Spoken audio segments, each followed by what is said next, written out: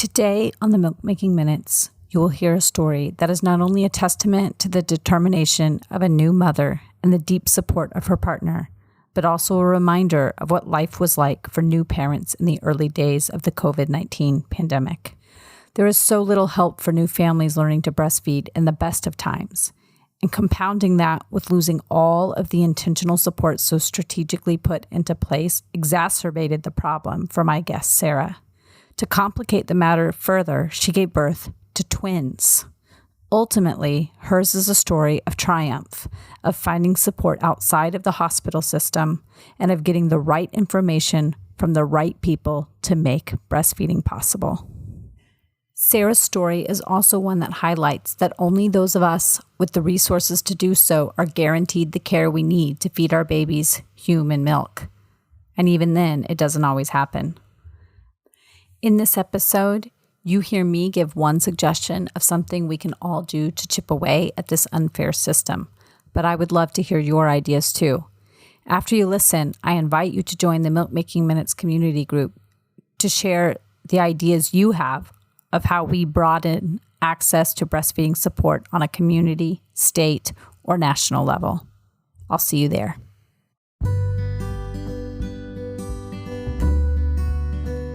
When I began breastfeeding, I was blindsided by how difficult it was. I may have thought I was prepared, but having known only a handful of people who had ever breastfed and only seeing it up close from a couple of them, I had a huge learning curve. Since then, I've become a doula, a lactation consultant, and a childbirth educator. Many of my clients are surprised by their own self-doubt and anxiety over every baby feeding decision. And in the years that I've been connecting with people during pregnancy and breastfeeding, I've seen time and time again that those anxieties are reduced through hearing from others about their experiences without judgment or fear. Welcome to the Milk Making Minutes. I'm your host, Lo Nigrosh. I invite you to sit back and listen in to reduce your breastfeeding anxiety through explorations of real-life breastfeeding. Hi, Sarah. Welcome to the Milk Making Minutes. I'm so glad you're here. Hi, thank you so much for having me. We are friends, former colleagues from a long time ago. So I'm so happy to get to have this conversation with you. Before we really get into it, I would love for you to introduce yourself and your family. Sure. My name is Sarah. I just turned 36, so that's exciting. And I am the mother of two 2-year-olds, twins, Ethan and Lexi, with my husband, Joey. We'll be married 9 years this year. So that's my people mom story. I also have Dante. We've had Dante since before we were married, so I have to mention him, but just dog mom. Yes, and I remember Dante from years ago. That's great. Yeah. Awesome. So you have twins, so this is going to be a really interesting story. So I would love to know, before you were, starting your family, what was your exposure to babies, breastfeeding, baby feeding? Mm-hmm. Yeah, I would say it was pretty minimal. I'm the baby of the family, so never had any younger siblings or had babies around the house for many years. If you had asked me if I was a baby person, I was like, oh, no, give me a dog. But, they're fine. It's just I was never had that reaction of oh, let me hold the baby. You're so cute, which was I laugh about now. But for a long time, I was like, is there something wrong with me? Because I don't have this feeling, which we can talk about later or not. But yeah, I had my friends started having babies a few years before I did. And I really, my mom didn't breastfeed. She tried, but she was also, she's a boomer. No shade using that language, but she's a baby boomer. And I'm the youngest. My sister's 14 years older than me. My brother's 7 years older than me. And she didn't breastfeed any of us. She came from a mom, my grandmother, who was like, if you don't give them formula, how will you know how much they've eaten? Literally. Mm-hmm. And she said this to me, and she was very open and supportive of my decision. But at the same time, I think she felt very I don't know how to help you through this, not for lack of will or want or anything. But so, yeah, I wasn't around it as a child or growing up or anything. I think recently, before I had kids, was around it a little bit with one of our mutual friends, Steph, who was really a great influence on me and like a really great support point for me. But other than that, no, my sister, I was around when my sister had my nephew, and she also tried but was unsuccessful. And, has a very healthy son who's 7 now. But yeah, it seemed very mysterious to me. Mysterious is a good word for breastfeeding when you haven't been exposed to it. And the reason I ask this question again and again, sometimes I think, do I need to keep asking this question? But I think it points out one of the reasons breastfeeding is so hard. We don't know if breastfeeding wouldn't be so hard for people if we lived in a society where it was the norm, just flat out. It was the norm and everybody did it. And we were surrounded by it from the time we were itty bitty. And we saw the adjustments that people made both to their breasts and positioning. And so, yes, breastfeeding is hard now, but it's hard because we are relearning something that has been lost culturally. And because systemically, the supports aren't in place, both on a policy level and on a medical level. And so I continue to ask this question so that people can hear again and again, yeah, we weren't exposed to it. And it makes it harder. And it makes it harder when people are saying to us, how are you going to know if your baby's full or not? Because that plants a seed of doubt. Yeah. Oh no, how am I going to know if my babies are full? Even in that twin situation, it makes it even harder. Yeah. I'm like nodding vigorously as you're saying this for sure. That was definitely my experience going through it as well. And I knew I think the idea I had about it when I decided I wanted to do it is that, it's people have been doing it for thousands of years. It's natural. Not that you can't feed a baby another way, and that's totally fine. And circumstances are different for everyone. But I felt very much like if I can, I want to be able to. And I think there was this other part of me that was like getting back to that comment about I'm not a baby person. I was really, really worried about not being able to connect to my children emotionally. I was really, really worried about having postpartum depression. And all those were amplified more, right, when the pandemic happened. And then we went into this extreme isolation period. And it was it's just going to be you and Joey in the recovery room or the delivery room.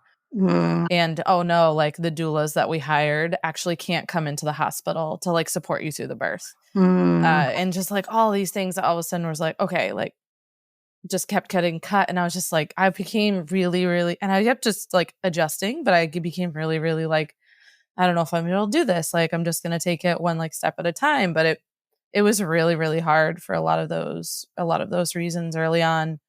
And ended up not going through postpartum depression, which I'm very grateful for. And I know it's something that people very much do struggle with, for health reasons in my family. It was something that I felt I was predisposed to. And so I'm very grateful that I didn't. And it was still incredibly hard. Yeah. So what month did you get pregnant? What month and year did you get pregnant? And what month and year did you deliver? I found out I was pregnant November 2019. Oh, God. And then I delivered the end of June 2020. So right in the thick of it. Yeah, baby shower canceled and then became virtual, which is people helped us through it. So I'm not complaining at all about what ended up happening. But you were allowed to complain about what happened. Giving birth to twins in June 2020. We were excited to share this moment with people. And then it was very much it's just us. All right. And you are quote unquote lucky. You're not really lucky, but many hospitals weren't even quote unquote allowing even partners into the birth room in June 2020. I am so thankful Joey was there. I mean, it was me because it was twins and we did we were in the hospital. I wasn't doing a water birth or a natural birth or anything because it was high risk with the twins. Not that you can't do it, but first time mom, I'll go and just get the support that I need. I don't need to take any more chances for myself right now. And there's like 20 people in the room because you're in the operating room just in case you have to go through a C-section. Mm-hmm. Yeah. So, I was like trying to deliver vaginally and ended up going through a C-section anyway, which is like fine. I don't regret the decision. And it was like in the back of my mind, I was like, my doulas aren't here. Like they're not here to coach me through this.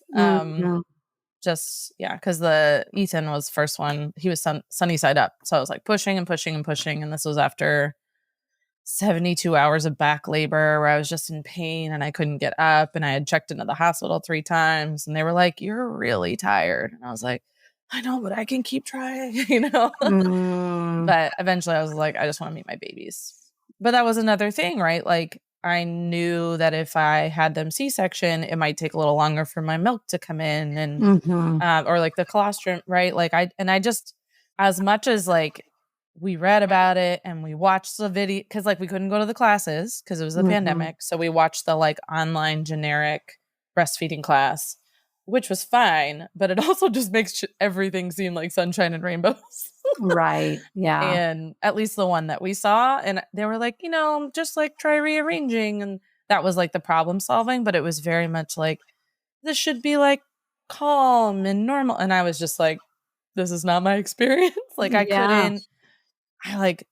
couldn't get them to latch correctly. And then of course I'm like panicking because I'm like, they're not eating, even though they don't, they have the tiny bellies at the beginning, but your rational brain is not always triumphing over the like terror and emotional exhaustion in that moment. Let's back up for just a second because you're stating a lot of things that people don't know. And so I think it would be helpful. Sure. So you watched a breastfeeding video. You mentioned reading some books. What else did you do to kind of prepare yourself for breastfeeding once you made the decision? I talked to like mutual friends who had done it. And I think like Steph, like I mentioned earlier, our friend Steph, who is a great resource, especially since her son is a year older than mine. She was just sort of like a year into it and she was still going into it. She's incredible. But I was like, oh, like you can do it a year. And like, this is how you like bring a baby to a friend's house. And like, this is how you feed a baby in a social setting. Like she was the first person besides maybe like one other friend I had who I like saw doing that. Right. And again, like pandemic social situations didn't end up happening right then. So I never really had to worry about breastfeeding in public. But I think I was just not actually that informed. Right. I'm just trying to think back, right? Cool. Like I watched the class, I like read in my What to Expect and like a couple other books. Like I don't think I actually saw The Womanly Art of Breastfeeding until Stephanie gave it to me, right? Okay. And that was after you had your... Yeah, that was after. You have 2 sons, right? A girl and a boy. Okay. Lexi and Ethan. Okay. Okay. And so how did you know that their tummies were the size of a cherry? Or you mentioned that they had really tiny tummies. How did you know that? Because a lot of people don't know that at the delivery. And I am constantly having to remind people your baby's tummy is really small. Yeah. I had to remind myself a few times, I think, too. So I read it in, I wish I could remember like which book, right? But I had read it initially. And then we also used like an app, right, to track their feedings and their sleeps and their poops. And it would tell you those like little things too. Like it would give you some of that information. And so that was like a nice reminder periodically to have them, was very reassuring. I think sometimes they can be like unrealistic because it'd be like, your baby should be doing this right now. And those things. But in early days, it was helpful and reassuring. I probably was Googling way too much too. Yeah. To be honest. I know. But that could be a blessing and a curse to have all the information available to you because there's a lot of wrong information. Yeah. And even have found even a lot of hospital staff, they are overfeeding babies. When you look at the amounts of food they are trying to give babies, there's a reason milk doesn't come in until day 3 or day 5, mature milk. They don't need it. Right. They don't need it until then. I just remember feeling so unsuccessful after the birth. I remember after they, removed the babies and then I was like, I need skin to skin. And they were like, okay. Like that was their reaction. Mostly because they were like, you have your intestines out of your body right now. Like, are you sure? And I was like, yeah, like I want to bond with them. I want to like bring them skin to skin, help my milk come in. But like, obviously wasn't able to articulate all that in the moment. Yeah, But right. that was part of the birth plan that we had made. Oh, it was the doulas we talked to as well, who were helpful. So once the pandemic started, they took all of their support via like a group text. Mm-hmm. And they were very responsive and very helpful. But again, like I felt like I just needed someone there to like help me feel like what it would feel like on my body, right? Like I'm a large chested person. Like I would read like other moms and they'd be like, I would just start gushing. And I just like never had that experience. Like I wasn't a leaker. I never had like extra, it felt like milk. So in the beginning too, when it was just colostrum, I was able to like get some in like little the syringes and like give it to them that way. Cause I felt like I was never getting a latch that didn't hurt. And I knew from like the class that like, if the latch hurts, it's not, you need to like rearrange. Right. And I just was like, it always hurts. Am I just sensitive? I don't know. And so I would call for the nurse every time. It was that mom was like, come here, come help me latch, come help me latch. And again, because it was the early days of the pandemic, they were just like slammed. Right. And they sometimes could come soon and sometimes couldn't come for like half an hour. And by that point, my child is like screaming their head off. I don't know why, because I'm a first time mom. I don't know if it's they're hungry. They just need to be cuddled. I'm exhausted. My stomach is healing. It's all those things. But I felt like we were scared leaving the hospital because I didn't know if I'd be able to feed them. And we did end up giving them like the little formula bottles in the very beginning because they just kept crying. I like just couldn't latch. And like, honestly, a nurse was like, there's nothing wrong with doing that. Like you can keep trying. I had in my mind that if I gave them formula, I was like, no turning back. Like I wouldn't be able to bring them back to the breast at all, which I know is sometimes the case for some people or like that was their experience. But that was so I was just like, no. And one nurse was just like, you can, you don't have to. And like, she just like showed me how to do it. And then we did end up giving them formula for like 3 or 4 days. And then when I got home, I was able to get them to latch better. I would say like the second day after they were born. And then through the end of their hospital stay. And then like a day after we got back. So like for 3 to 4 days. And then I remember like going to mix some formula and I was just like, I don't need this. And then I stopped mixing it. And then I just like kept putting them on the breast. It was still hard. Like I still didn't get it, but I felt like I was getting better every time, which was like the thing that helped me keep going.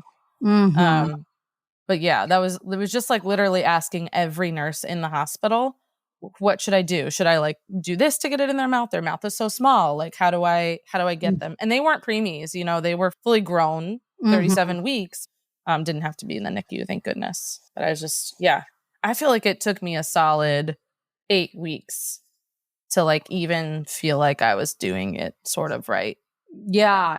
Due to some recent studies I've been digging into, highlighting the global impact of the Breastfeeding Friendly Hospital Initiative on breastfeeding impacts in communities whose hospitals adopt the designation, I wanted to know if the hospital Sarah delivered in had this designation. She told me it did, but that they had a complex opinion of the care they received, primarily due to what felt like an overextension of the nurses. I then wanted to know if there was a lactation department offering help to her. This was available, yet she did not feel they provided support that equipped her to feel confident feeding her babies by the time she left. Everyone was encouraging. It wasn't until she was home and her doulas referred her to a private practice IBCLC, who was a twin mom herself, that she began to gain that confidence. As you listen, think about your own pivotal moments or missed opportunities to receive quality lactation care. What difference would it have made for you to receive exactly the type of care you needed? My doula group actually did recommend a lactation consultant who was currently breastfeeding her older twins. They were 2, I think, or maybe 3. And so that was, I think, the pivotal moment for us, right? And so we saw her the second day we got out of the hospital. And she was phenomenal. Like she was life-changing. It was just like, I don't think we would have been as successful as if we hadn't seen her, which is also interesting because a visit to her was not covered on any of my insurance.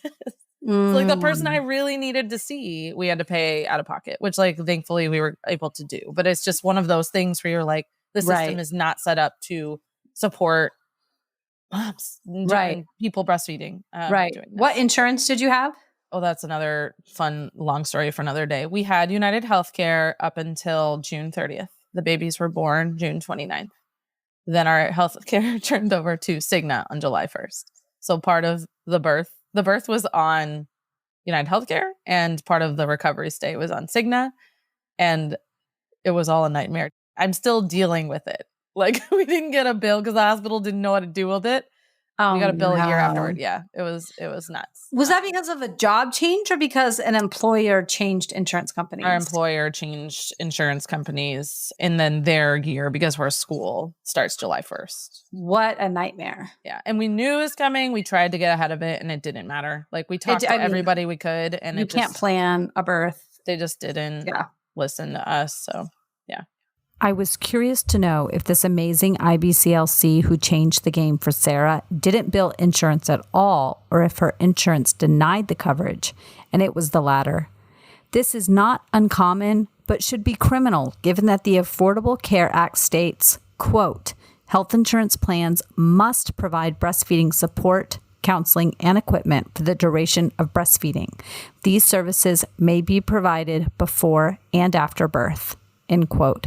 Yet health insurance companies find many ways to avoid paying for this essential care. Do you love to read about pregnancy, childbirth, and breastfeeding? Are you looking for books to help you become a more confident parent?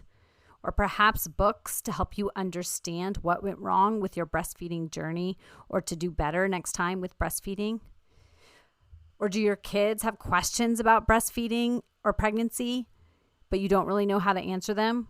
Would you prefer to have a curated list on these topics?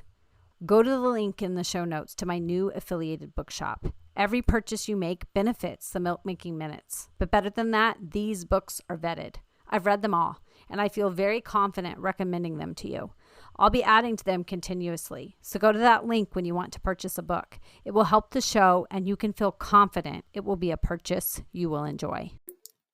I started the Milk Making Minutes because I'm passionate about supporting breastfeeding people. But more importantly, I knew that hearing real people tell real stories would benefit both the storytellers and the listeners. I had this idea for 3 years before I launched. I asked so many people how I should begin, and Anchor came up repeatedly as the easiest way to launch a podcast. And I have not been disappointed. If you are passionate about a topic and have wanted to start a podcast, you can use Anchor to record and distribute your podcast.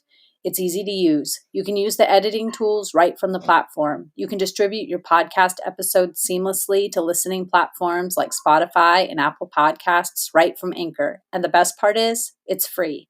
And the tech support has been great too. Go to anchor.fm or download the app right to your phone to get started on your great podcast idea. In the following conversation, Sarah brings up a great point about how difficult it can be to deal with insurance companies in the early postpartum period. Did you know whether or not your insurance company covered breastfeeding support before you had your baby? If you're a provider, have you tried to get in network with insurance companies and been unable to do so? What exactly has gotten in the way? What can we do to improve this? One suggestion I have is that each of the 50 states has an agency in charge of health insurance oversight and ensuring that the Affordable Care Act is being implemented properly. If you did not receive proper breastfeeding care, report your insurance company to your state agency. This can be one small step. If you are a provider and you have tried to get in network with insurance companies in your state and have been unable to do so, please report it. Each of us can take this step to improve care for those that follow us so that we can eliminate this barrier to breastfeeding support. It might not happen overnight, but if enough of us are loud enough for long enough, we could see this change. These kids are 7 days old, 6 days old. Like, I don't have time to look on and call my insurance company and wait for them to get back. No, we're going. This is a 3-hour window that we have to go. Right. And we're going. And I'm so glad we went, right? Because she did show me how to football. We stayed for 2 feedings. She showed me how to use different pumps. It was just the guidance that she gave me in like 90 minutes there was really like just the cornerstone of like me being able to breastfeed for as It's long as I worth did. every penny, especially if that means the difference between paying for formula for a year and, it's worth, and your peace of mind too. Like if you really want to breastfeed, it really is worth every penny, but insurance companies should be paying for it. They just should. It seems so hard to talk about it too in a way that's like respectful of everyone's circumstance, but like also acknowledges the deep injustice of those political and societal systems, right? Like, even I was lucky enough to travel with a friend who was breastfeeding in Europe, and just the difference societally of like bringing a baby to a restaurant, like people welcomed it. It wasn't seen as like, ugh, like you had to bring this child here, right? It was even the difference between that and this country, in my experience, like seeing children and families around. And of course, people are going to like struggle so much more in those decisions and feeling confident in them. Right. And if breastfeeding as the biological norm is being undermined at every intersection, it's being undermined by pediatricians, it's being undermined in the hospital, it's being undermined in the workplace. Like everywhere a parent turns, they're being faced with this decision. Do you really want to breastfeed? Because we're going to make it hard for you.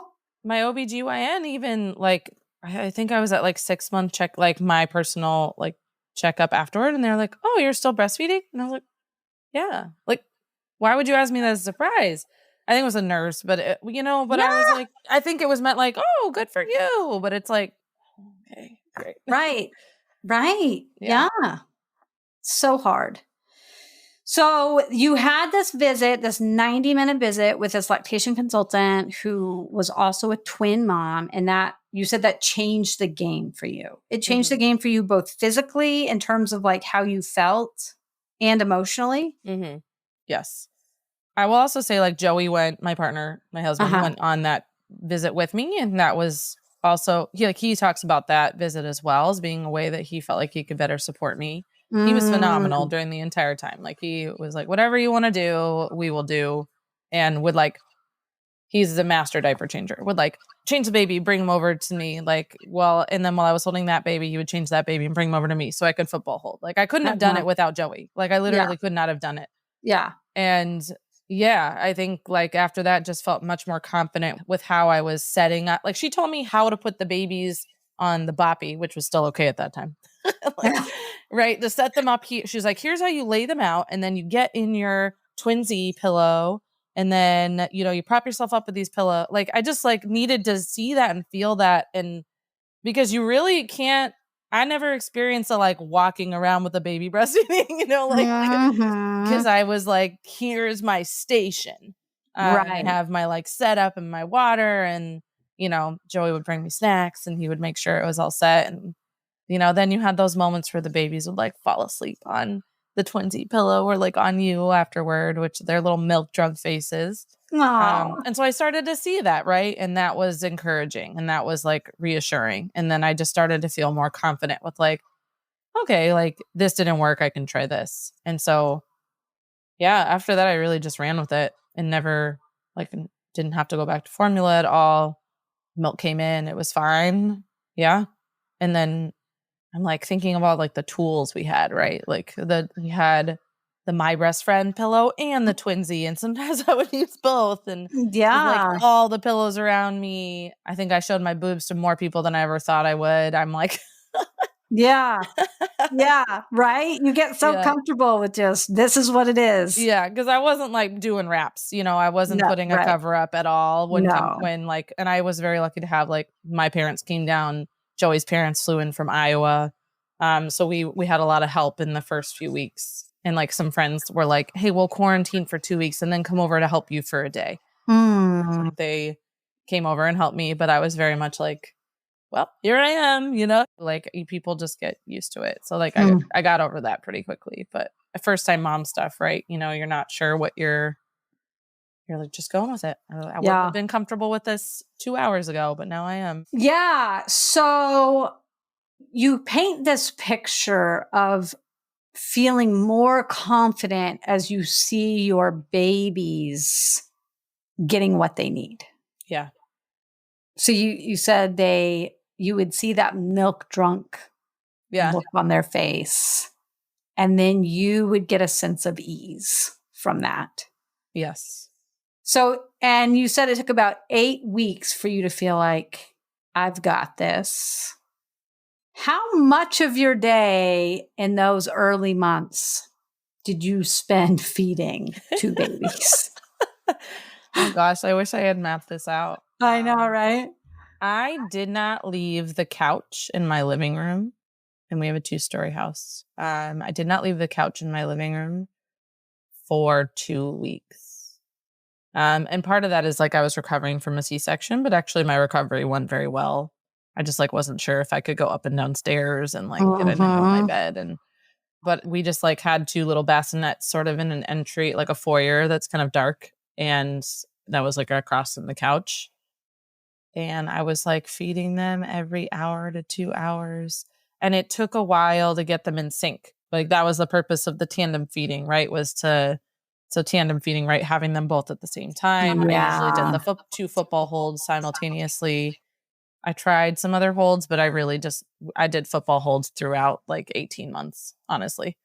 I had tried like you can lean back and sort of have them like lie on your stomach, as you know. Mm. And I had a lot of trouble with that one. I felt like I couldn't get them to like stay in the angle that I wanted to. But later on, after I came back to it, and I ended up doing that a few times, like especially it was just easier, you could like lean back and watch, TV or have your book Yeah. if you had another hand. I never had another hand, but Right. and for like me, nursing was like, okay, we're gonna have some calm, quiet time after you're gonna go to sleep, right? Like Yeah. I'm gonna close my eyes. Joey's watching, like it's gonna be fine. And so it seemed to fit personally better. Yeah. Just doing the double football. Yeah. I love that you mentioned the ways that Joey supported you, because I know a lot of people think, oh, I have to introduce bottles so that my partner can be involved in these early days. And sometimes the introduction of the bottle too early can interfere with milk supply and interfere with breastfeeding. You mentioned that he went with you to that 90-minute lactation consultant appointment.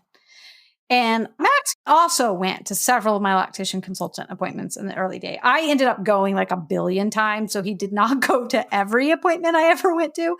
But in the early days, yes. And it was really important for me in the mom fog in those early days to have somebody with a clear mind who remembered what they said. Yes.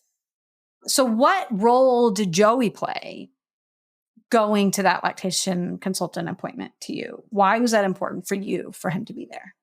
I don't think it was anything that we ever even like discussed that like I wanted him there. Like we just were going to go together because it was 2 on 2. It's man on man defense. Right. Yeah. There was not even a discussion about how you were going to a lactation consultant of an appointment on day 5 of life or something. Yeah, no, he had to drive anyway. I think actually, right. Maybe that was even it. But I think even if I could have driven, like we would have gone together. He really, and this is not exactly what you asked, but he really was the rock because he would change all the diapers. He would, when we would try to settle them, we had this image like, we weren't doing pacifiers or anything. He had 2 pinkies out.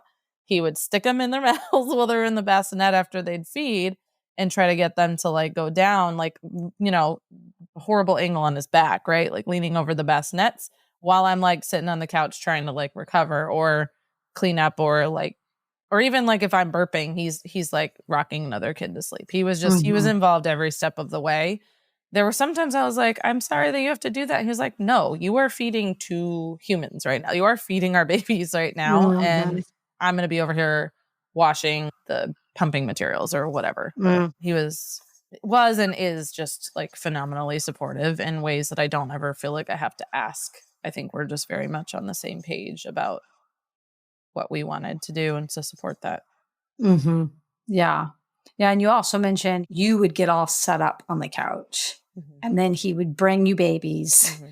and then bring you snacks and whatever you needed. Mm-hmm. So was that something that you discussed or was that something that he just did intuitively?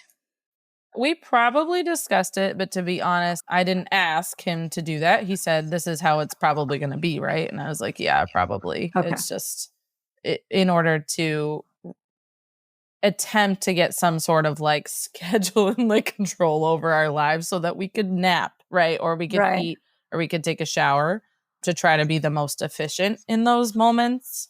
Mm-hmm. Or even just like enjoy baby snuggles and not feel bad about it, right? Because there's 5 million other things to do to make sure that we're ready the next time they poop or like we have to change a diaper and that kind of thing. Yeah. Right.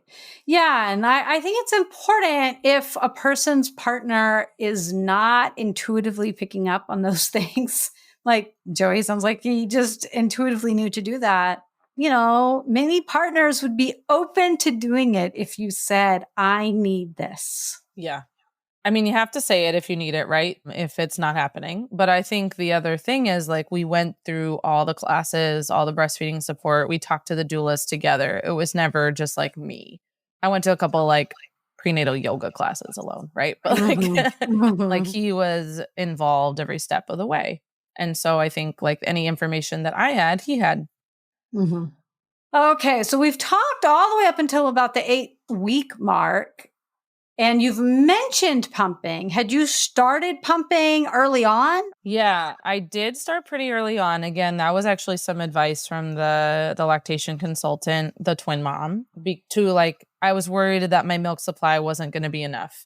Part of that is because I'm like, when my milk came in, I wasn't like leaking a lot. Like, I think there was a little when I was sleeping, right? But I wasn't like I never felt a letdown. Like moms talk about, oh, I can feel the letdown coming. I like just didn't feel any of that. So I literally was like, I know you're swallowing. I had to be coached to like know that you were swallowing. And the doula, I did have a home visit afterward as well, like after the lactation consultant. So that was reassuring. From your doula? From my doula, again, like fully masked, but she, like having her there was great. And you know, I remember her saying to me like, you can put them down on the bed next to you. It's okay. Like, you know, because the hospital is always like, don't share a bed. And I was just like, so that's, I know that's a whole nother thing, but she was just very reassuring in like what we were doing. And I had started pumping early on to sort of like make sure that I could provide enough, but also have some backup because we did want Joey to be able to like give a bottle in the middle of the night. Like if one gets up,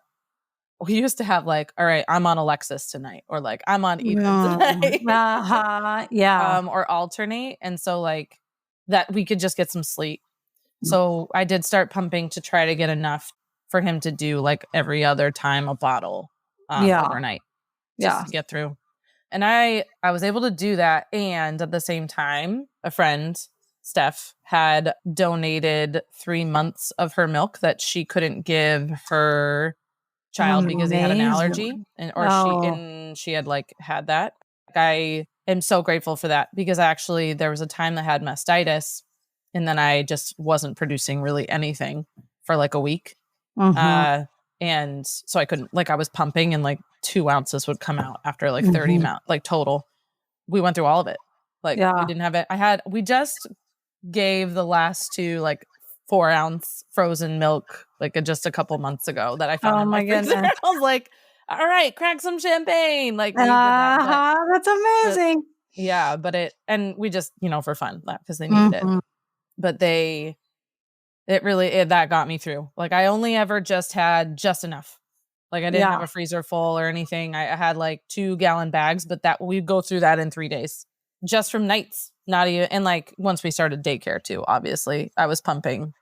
Yeah. And it felt like pumping, I never got as much as if they were there with me. It's just like over time, it just like decreased and decreased. Yeah. So I did start like, I guess, it's not triple feed. Like it would have been like considered double feeding, right? Where you like nurse them. And then I would pump for 15 minutes afterward to sort of increase my supply. Okay. And then we would just use that milk for like nighttime feeds or like bank it up. But then I went back to work after like 4.5 months, which I feel very lucky, right? And it still felt so soon. But at the time, it was all virtual learning. So I was like able very easily to like turn off my camera. It's my time to go pump. And I would pump, and they were at home with me through 6 months. Okay. So they were still at home, and so they were still nearby for those initial months, which was nice. They And weren't like was somebody fully at daycare. Somebody was at home with them? Yeah, I mean, we were working from home and managing them at the same time. Whoa.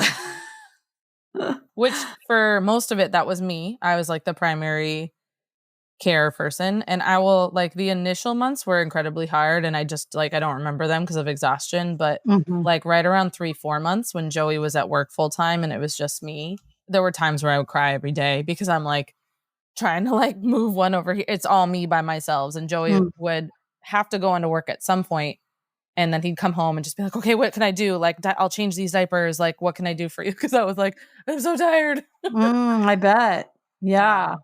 But yeah, it was weird during those initial months. Like he would have to go in sometimes. He would be working from home at other times, depending on when there was like cases at school or whatever. But I was lucky enough to be working at home full time. So as a classroom teacher, at the time I was an interventionist teacher, so I wasn't a full class, which was nice. I actually was a classroom teacher this last year. Yeah. Wow. Okay, so at around 6 months, they went into daycare. Is that right? And you were still doing virtual, or did you go in? Yes. No, I was fully virtual. Okay. And was the daycare, did they know about paced bottle feeding? Were they protective of your milk supply? Like, nah, they were open to like doing breast milk. So I will say like there are some places that were like, we won't do it. This place was open to doing it, and they like had some systems for it, but it was obvious that they weren't. Like I did have to like ask them to do paced bottle feeding because they would be like, oh, it seems like Alexis needs more milk today. And I was like, no, she doesn't. It's breast milk. It's not cow's milk, and it's not formula. Like she just needs that milk, but she would guzzle it and they wouldn't. Yeah. So I did have to like coach them through that, but they were receptive to it. So like they were responsive to my feedback to do it. And then it became less of an issue. Okay. And I was able to, we did breast milk at daycare through a year, a little longer than a year. And I breastfed both through 18, 19 months. And then my son self-weaned himself.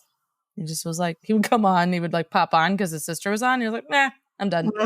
And his sister Alexis just weaned herself about a month and a half ago. She had weaned herself about 2 months ago, but then they got COVID, and it's sort of like a mommy milk as a comfort thing. But yeah, it's I've switched back to regular bras, and I'm not happy about it. I know, right? You know, I'd never have made the switch fully. So when you were first thinking about breastfeeding, did you know that breastfeeding beyond a year was a thing? I was familiar with it. Yeah. I didn't think I would be able to do it. I think like my initial goal was like get through the first few months, right? And then I was like, okay, definitely got to get to 6 months, ideally a year, but I'm like not going to set that expectation for myself.